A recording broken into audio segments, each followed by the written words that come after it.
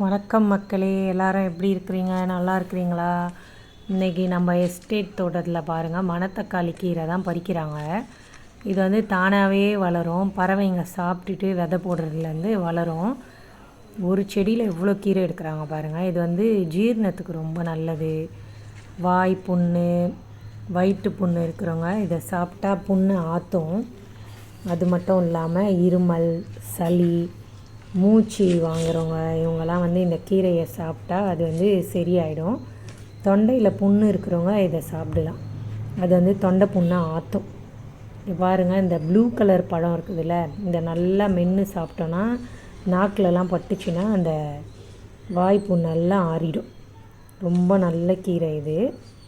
இதுக்கு இங்கிலீஷ் பேர் வந்து பிளாக் நைட் ஷேட். எவ்வளோ கீரை கிடச்சிருக்குது பாருங்கள், ஒரே ஒரு செடியிலேருந்து. தேங்க்யூ மக்களே.